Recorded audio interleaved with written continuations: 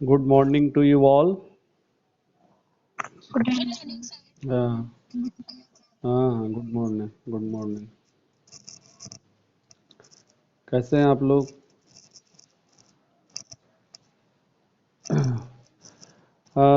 बेटा हम लोगों ने 2 यूनिट कंप्लीट कर लिया था लास्ट टाइम, और आज हम लोग तीसरी यूनिट शुरू करेंगे। तीसरी यूनिट में आपका जो मेन टॉपिक है आज पर एयू एयू डायरेक्शन, जो इलाहाबाद विश्वविद्यालय का डायरेक्शन है, इसमें हम लोग अलाउद्दीन खिलजी से संबंधित 2 टॉपिक डिस्कस करेंगे। एक है southern policy of Alauddin Khilji, यानी कि अलाउद्दीन खिलजी की दक्षिणी नीति, और दूसरा है अलाउद्दीन खिलजी का इकोनॉमिक रिफॉर्म, आर्थिक सुधार, जिसमें लैंड रेवेन्यू पॉलिसी है और मार्केट कंट्रोल पॉलिसी या मूल्य नियंत्रण नीति, बाजार नियंत्रण नीति। ओके, तो today I will discuss on southern policy of Alauddin Khilji. आज हम लोग अलाउद्दीन खिलजी की दक्षिणी नीति के बारे में डिस्कस करेंगे। Alauddin Khilji was the ruler of Khilji dynasty. Alauddin Khilji वंश का शासक था, और उसने जलालुद्दीन खिलजी की हत्या करके दिल्ली सल्तनत की सत्ता को प्राप्त किया था, और खिलजी डायनेस्टी का संस्थापक जलालुद्दीन फिरोज खिलजी था। तो अलाउद्दीन खिलजी जलालुद्दीन खिलजी के ही शासनकाल में दक्षिण भारत के अभियान पर गया हुआ था, और देवगिरी के खिलाफ उसने आक्रमण किया था, जिसके बारे में हम लोग अभी चर्चा करेंगे। पहले हम आपको बताना चाहेंगे कि दक्षिण भारत जो है, अलाउद्दीन खिलजी के समय में दक्षिण भारत में 4 मुख्य रूप से आर्थिक संपन्न राज्य थे। देयर वेयर 4 प्रोमिनेंट स्टेट्स, और इसके कारण जो है, और वे बहुत ही कह सकते हैं कि रिच स्टेट थे, प्रॉस्पेरस एंड रिच स्टेट हैं। तो ऐसी स्थिति में हम लोग ये देखने में मिलता है कि वे 4 राज्य कौन कौन से थे। तो वे थे देवगिरी, जहाँ पर यादव डायनेस्टी का शासन था। दूसरा जो था वह था तेलंगाना, जहाँ पर काकती डायनेस्टी का शासन था। तीसरा था आपका जो है होशल स्टेट, जहाँ पर बीरबललाल तृतीय का शासन था। और चौथा था मदुरै, यानी वहाँ पर पांड्य डायनेस्टी या पांड्य वंश का शासन था। यानी अलाउद्दीन खिलजी के समय में दक्षिण भारत में 4 मुख्य रूप से आर्थिक संपन्न राज्य थे। देवगिरी, तेलंगाना, होशल और मदुरा ना, और जिसमें आपकी आर्थिक दृष्टि से काफ़ी संपन्न राज्य थे। और उत्तर भारत में अलाउद्दीन खिलजी ने शासन कर रहा था, और उसको ये जब पता चलता है कि दक्षिण भारत में राजनीतिक अस्थिरता है इस समय, और दक्षिण भारत आर्थिक रूप से काफ़ी संपन्न है, तो वह दक्षिण भारत को अपने अधिकार क्षेत्र में लाना चाहता है, और वह इसके लिए दक्षिण भारत की विजय नहीं करना चाहता है, और दक्षिण भारत को दिल्ली साम्राज्य में मिलाना नहीं चाहता है। वह उन्हें केवल अपनी अधीनता में ला करके, और उन्हें एक प्रकार से कर देने वाला राज्य बना करके, यानी कि जो टैक्स पेयर स्टेट बना करके रखना चाहता है। वह चाहता है कि वे उसकी दिल्ली सल्तनत की संप्रभुता को स्वीकार करें, उसकी उसकी अधीनता करें, उसको वार्षिक रूप से नगद टैक्स का भुगतान करें। अगर वो ऐसा करते हैं तो वे आंतरिक मामलों में उनके इंटरनल जो होगा एडमिनिस्ट्रेशन होगा उसमें शासन करने की पूरी उनको छूट होगी। यानी कि Alauddin Khilji was an very ambitious and imperialist ruler. He wanted to uh, make the states of South India with his empire, and he also wanted to bring the states of South India as a taxpayer state. Uh, he did not merge the states of South India in his empire. यानी कि वह अपने साम्राज्य में इनको दक्षिण भारत के इन राज्यों को मिलाना नहीं चाहता था। वह उन्हें एक टैक्स पेयर स्टेट बनाना चाहता था। वह उन्हें चाहता था कि वे उसकी अधीनता को स्वीकार कर लें। इसके बदले में वे अपने इंटरनल जो एडमिनिस्ट्रेशन होगा उसमें शासन करने के लिए वे पूरी तरह से स्वतंत्र होंगे, क्योंकि अलाउद्दीन खिलजी जैसे मैंने बताया कि एक बहुत ही दूरदर्शी और बहुत ही कूटनीतिक और बहुत ही योग्य सेनापति, योग्य शासक था। He was very ambitious diplomat, as a good administrator, है ना, एज ए गुड रूलर, है ना। तो ये जो था कि इसके कारण वह जानता था कि दक्षिण भारत का जो परिवेश है, जो वहाँ का एटमॉस्फियर है, जो जियोग्राफिकल जो वहाँ का कंडीशन है, जो जो जो यातायात की जो समस्या है, जो ट्रांसपोर्ट की जो समस्या है, उसके कारण और इसके अलावा दक्षिण भारत की दिल्ली जो कैपिटल था उससे जो डिस्टेंस है, इसके कारण प्रत्यक्ष तौर पर दक्षिण भारत के राज्यों को दिल्ली सल्तनत की अधीनता में नहीं रखा जा सकता है। इस कारण से उसने अपनी दक्षिणी नीति का ये जो थॉट था यह उसने इजाद किया था। अब प्रश्न यहाँ पर ये उठता है कि उसको जो है ऐसा वह क्यों करना चाहता था। तो ऐसा करने के पीछे मैंने अभी कारण एक बताया कि एक तो at that time during Alauddin Khilji की वेरी जो है कर सकते हैं कि पॉलिटिकली एंड एक पॉलिटिकली जो साउथ इंडियन जो स्टेट्स थे वे दे वे आर नॉट यूनाइटेड, है ना, और दे वे आर लैक ऑफ यूनिटी। उनमें जो है एकता का भाव था, उनमें कोई एकता नहीं थी, राजनीतिक अस्थिरता थी, एक दूसरे के अगेंस्ट थे, दे वे आर अगेंस्ट इच अदर, है ना, वे एक दूसरे के अगेंस्ट थे, विरोध में थे। और जब ये बात जैसे हम लोगों ने देखा था कि नॉर्थ इंडिया में जो उत्तरी भारत में मुसलमानों ने आक्रमण किया था, तो उस समय भी भारत की जो स्थिति थी राजनीतिक रूप से अस्थिरता थी, आर्थिक रूप से जो है समृद्धि थी। इस कारण से मुसलमानों ने आक्रमण किया और विजय प्राप्त करने में सफलता पाई। जो सैनिक जो लैक ऑफ जो आर्मी थी, आर्मी का जो अभाव था, एक वार सिस्टम का अभाव था, तमाम बातें थी जो हम लोगों ने डिस्कस किया है, जिसके कारण जो है उत्तर भारत में मुसलमान सत्ता स्थापित करने में सफल हो गए थे। इसी तरह से अलाउद्दीन खिलजी के समय में दक्षिण भारत में ये राज्य आर्थिक रूप से काफ़ी संपन्न थे, they were very rich and prosperous. तो ये जो है और इसके बारे में वहाँ पर चूंकि राजनीतिक अस्थिरता भी थी, एक दूसरे के खिलाफ आक्रमण कर रहे थे, सीमा को विवाद लेकर के चल रहा था।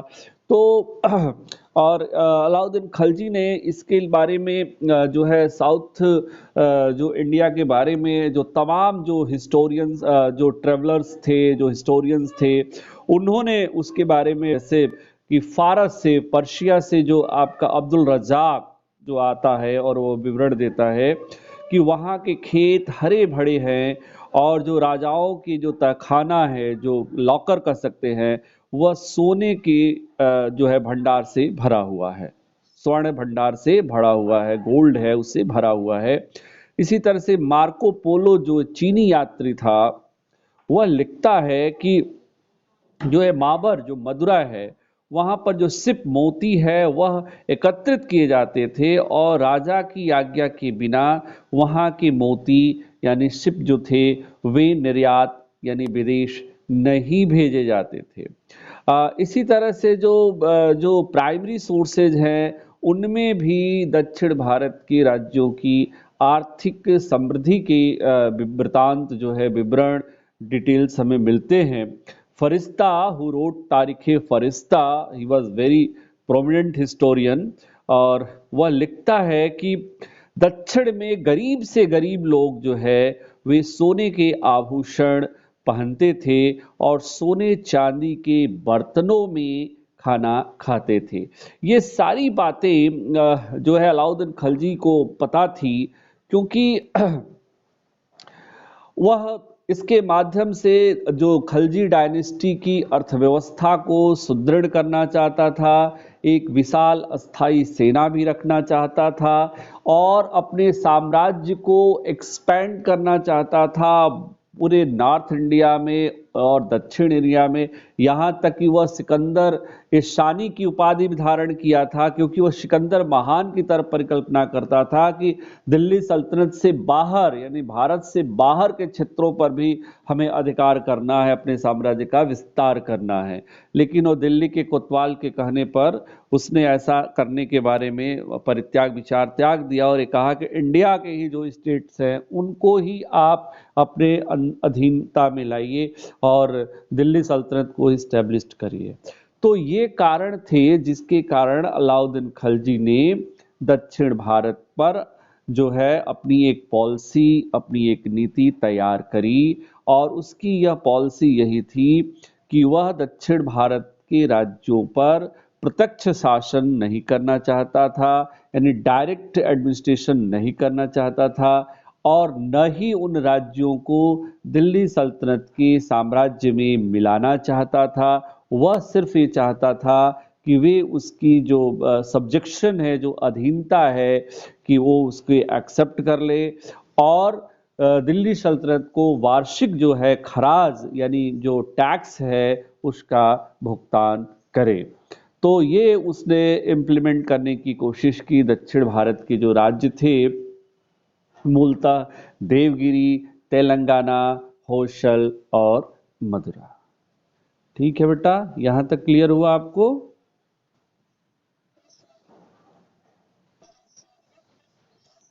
ओके। अब आपको ये देखना है कि इन राज्यों के खिलाफ उसने कार्रवाई कैसे की।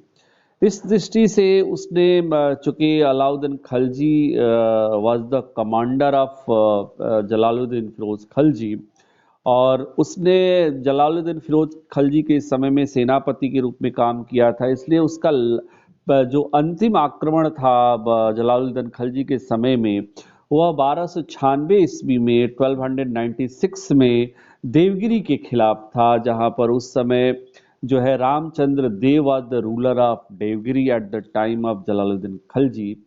और उस समय वहां पर जो है यादव वंश का शासन था, यादव वंश के ही राजा आपके रामचंद्र देव थे। तो अलाउद्दीन खिलजी वहां पर आक्रमण किया था और उसने जो है उनको आत्मसमर्पण करने के लिए विवश कर दिया था।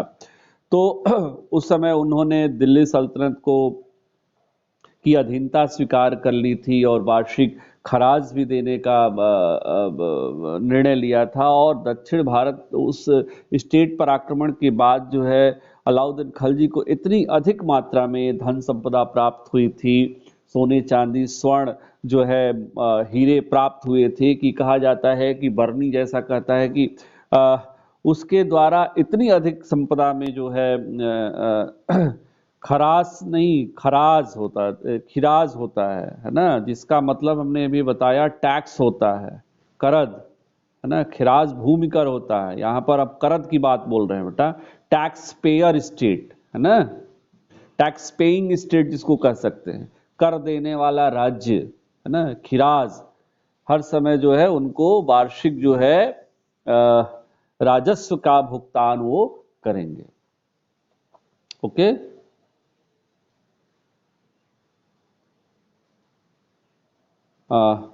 तो अलाउद्दीन खलजी ने ये देखा था कि आपका कि दक्षिण भारत में ये स्थिति है, तो देवगिरी पर उसने अपने शासन सुल्तान बनने के पहले ही 1296 ईस्वी में ही देवगिरी पर आक्रमण किया था और उनको एक तरीके से अधीनता स्वीकार करने और उनको जो है टैक्स देने के लिए बाध्य कर दिया था।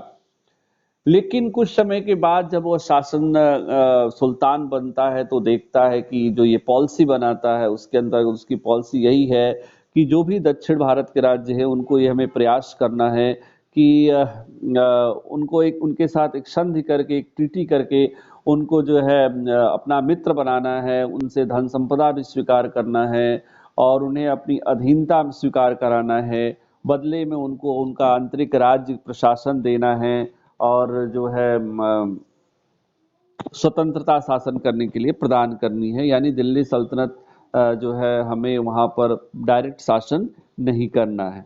तो इस नीति पर वह कार्य करता है और लेकिन इसके बाद वह देखने का प्रयास करता है कि जो देवगिरी था कुछ वर्षों के बाद वहां के राजा रामचंद्र देव ने टैक्स देने से इनकार कर दिया, संधि को मानने से इनकार कर दिया।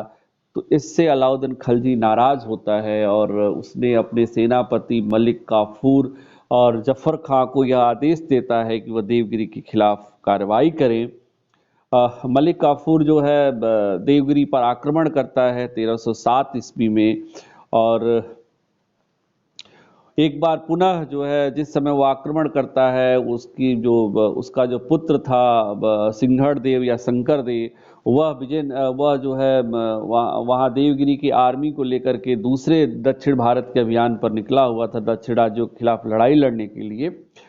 तो अपने आप को चारों तरफ से घिरा पाकर के रामचंद्र देव ने पुनः समर्पण कर दिया और अधीनता स्वीकार कर लिया। फिर राजा रामचंद्र देव को दिल्ली लाया गया। 6 महीने के बाद उनका वेलकम किया गया और उनको गुजरात में एक नवसारी की जागीर भी प्रदान करी गई और राय रायन की टाइटल भी उन्होंने अलाउद्दीन खलजी ने उनको प्रदान की और 10 लाख टंके भी उनको प्रदान किए।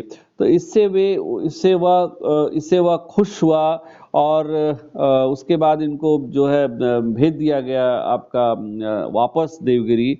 तो उसने इस आश्वासन के साथ कि अब मैं दिल्ली सल्तनत की स्वेच्छा से अधीनता स्वीकार करता हूँ, मैं टैक्स भी नियमित रूप से भुगतान करूंगा और यही नहीं, वह अलाउद्दीन खलजी के द्वारा किए गए वेलकम, उपाधि और जागीर के कारण बहुत खुश हुआ और ये भी कहा कि दक्षिण भारत में अगर जो अभियान होगा दिल्ली सल्तनत की सेना का यानी अलाउद्दीन खलजी की सेना का, तो हम उसमें मदद भी सहयोग भी करेंगे। तो यहाँ पर अलाउद्दीन खलजी की ये पॉलिसी सफल होती हुई नजर आ रही है क्योंकि उसको अब मित्र भी मिल गया, टैक्स भी मिलने लगा और उससे भी बड़ी बात कि दक्षिण भारत के अभियान पर में सहयोग करने की भी बात उन्होंने स्वीकार कर ली, यानी कि अब दक्षिण भारत में उनका एक सहयोगी मित्र जो है देवगिरी का राजा रामचंद्र देव के रूप में प्राप्त हो गया। ऐसी बात के बाद से हमें देखते हैं कि तत्काल जो है तेलंगाना पर 1310 ईस्वी में ही आक्रमण कर देते हैं आपके अलाउद्दीन खलजी ने मलिक काफूर को इस आदेश के साथ, इस तथ्य के साथ आक्रमण करने के लिए भेजता है कि कोशिश करना कि ज़्यादा से ज़्यादा संभावना ऐसी हो कि तेलंगाना का जो राजा है काकती वंश का प्रताप रुद्र देव, वो आत्मसमर्पण कर दे और संधि करने के लिए तैयार हो जाए और जो उपहार है, जो गिफ्ट है वह प्रदान करे, धन संपदा प्रदान करे।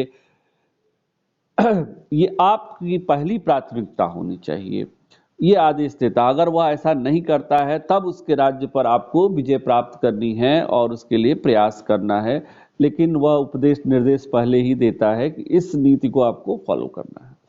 इस दृष्टि से मलिक काफूर जो है आक्रमण करने के लिए देवगिरी से वहां पर तेलंगाना आक्रमण करने के लिए जाता है, जिसमें वहां की जो जोग्राफिकल जो केंद्र है उससे अवगत कराता है रामचंद्र देव, अपनी सेना भी भेजता है साथ में और जो लोग वहाँ के माहौल से परिचित थे।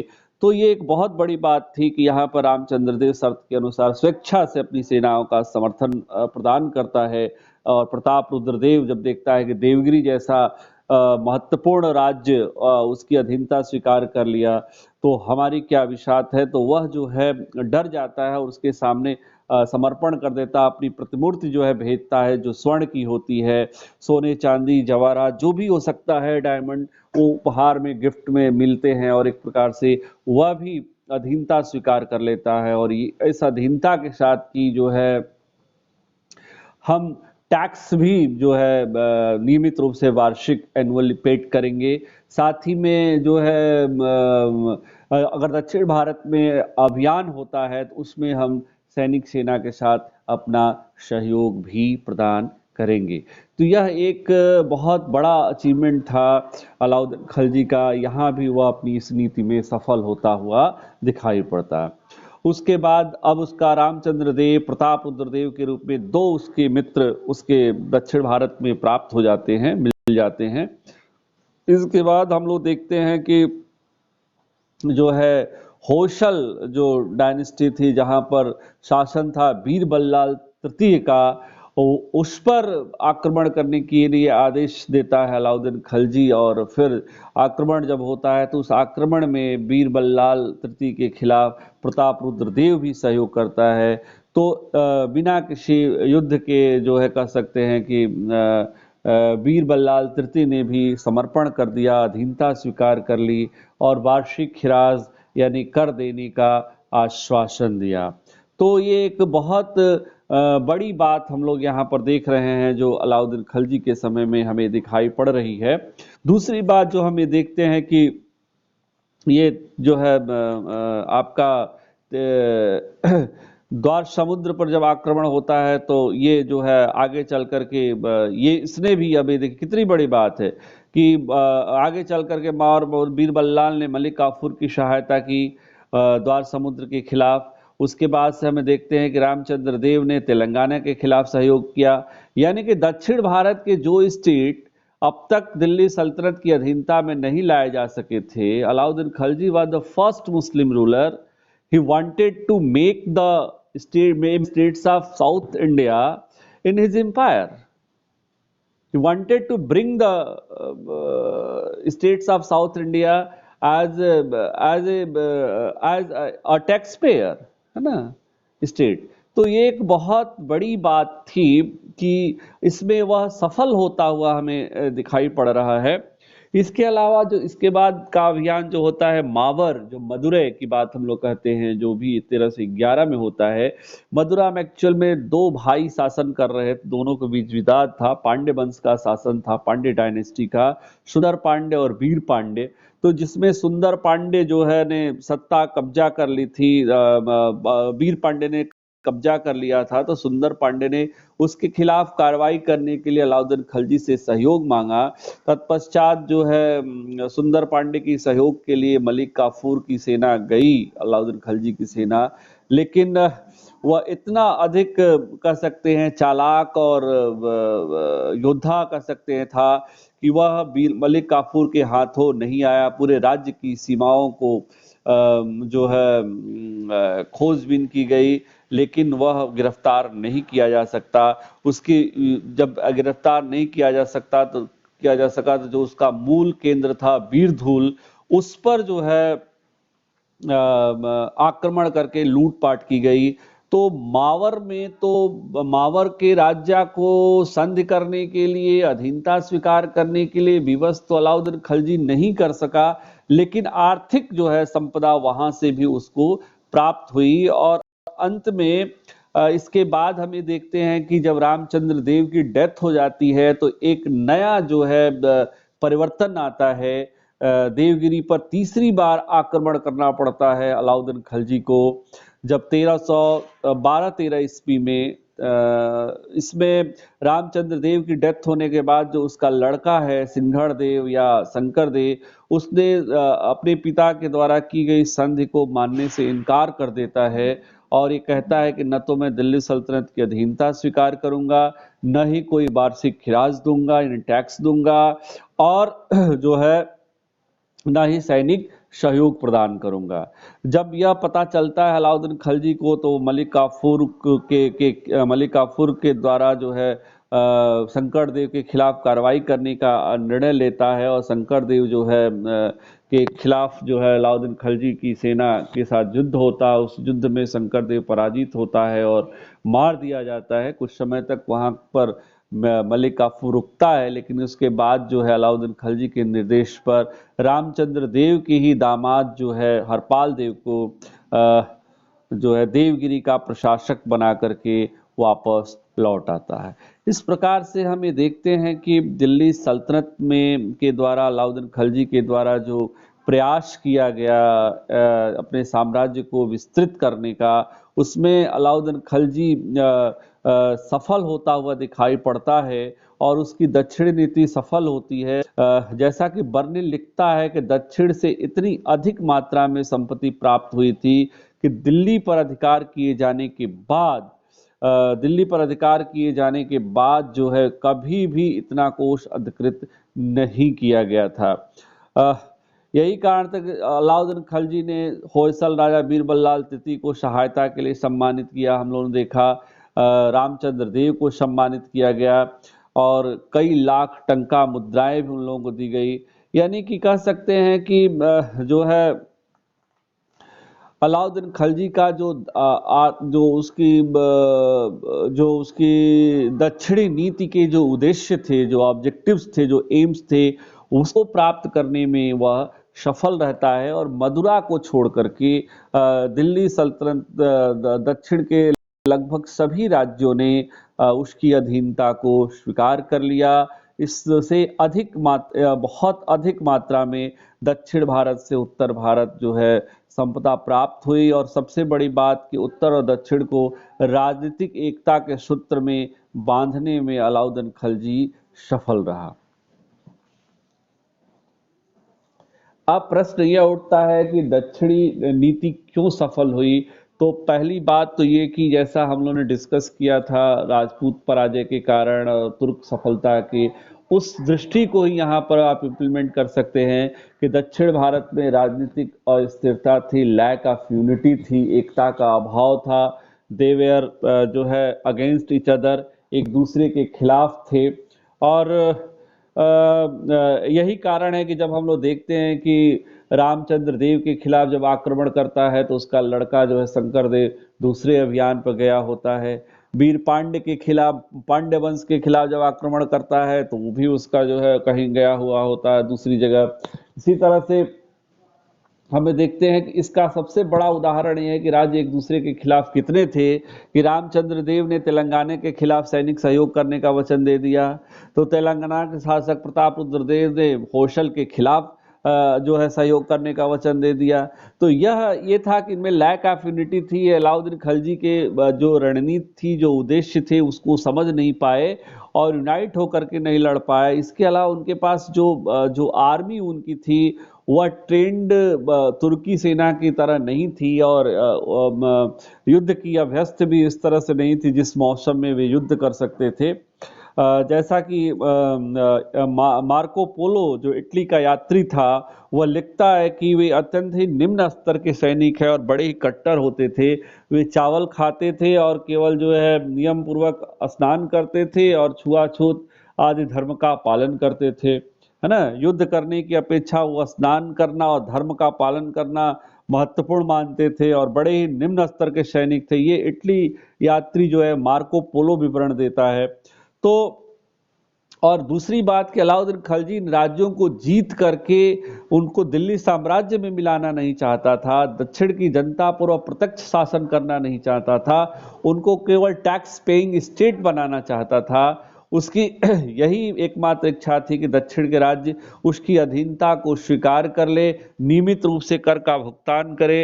इसमें वह सफल रहा, और दक्षिण के कुछ राज्यों को वह अपना मित्र बनाने में भी सफल रहा। तो ये कारण थे जिसके कारण अलाउद्दीन खिलजी की दक्षिणी भारत की नीति सफल रहे। दूसरी चीज जो है, अलाउद्दीन खिलजी अच्छी तरह से जानता था कि दक्षिण से दिल्ली की जो दूरी है और जो दक्षिण भारत की जो भौगोलिक स्थिति है, इसके कारण दिल्ली पर वहां से प्रत्यक्ष शासन नहीं किया जा सकता है। इसका प्रत्यक्ष उदाहरण ये है कि हम लोग ये देखते हैं कि अलाउद्दीन खिलजी के दक्षिण भारत की विजय ही चिरस्थायी नहीं हो पाई, अस्थायी नहीं रह पाई, क्योंकि जैसे ही लौटते थे वैसे ही दक्षिण भारत में विद्रोह शुरू हो जाता था। आप ये देखिए कि देवगिरी पर इनको 3 आक्रमण करने पड़े, वीर पांड्य को खिलाफ जो है पकड़ नहीं सके, है ना। तो ये विद्रोह का सिलसिला जारी रहा। ऐसा नहीं था कि अलाउद्दीन खिलजी ने जो जीत लिया था फिर दिल्ली से आगे चल करके नए सिरे से मुबारक शाह खिलजी और मोहम्मद बिन तुगलक को दक्षिण भारत की विजय के लिए एक मानक तैयार करने पड़े, अभियान करने पड़े। अब इसका अगर हम परिणाम देखते हैं कि इसका परिणाम क्या हुआ, तो सबसे बड़ी बात जो अभी हमने चर्चा करी कि जो आर्थिक रूप से जो है जो जो भी प्राप्त हुआ, आर्थिक समृद्धि जो भी हुई दक्षिण भारत के अभियान से, उससे उत्तर भारत में भी समृद्धि आ गई। और जैसा बर्नी लिखता है कि इसके न तो सुल्तान को नहीं उसके उत्तराधिकारियों को किसी भी प्रकार के आर्थिक संकट का सामना करना पड़ा। यही नहीं, दक्षिण भारत की राज्यों की मित्रता से और अधीनता से सुल्तान की जो पावर था, जो प्रेस्टीज था, जो क्राउन का, उसमें भी वृद्धि हुई हमें लोगों को दिखाई पड़ता है। दूसरी बात, जो राजनीतिक बात हम कह रहे थे कि एक तरीके से भले ही क्षेत्रीय विस्तार नहीं हुआ, एक्सपैंड नहीं हुआ, लेकिन इसके बावजूद भी दक्षिण में इनका प्रभुत्व स्थापित हो गया, क्योंकि ये इसकी अधीनता को, सब्जेक्शन को स्वीकार करने के लिए तैयार हो गए। जैसा कि केएस लाल बहुत मोस्ट इम्पॉर्टेंट हिस्टोरियन है, प्रोमिनेंट हिस्टोरियन है, जिन्होंने खिलजी डायनेस्टी पे बहुत काम किया है।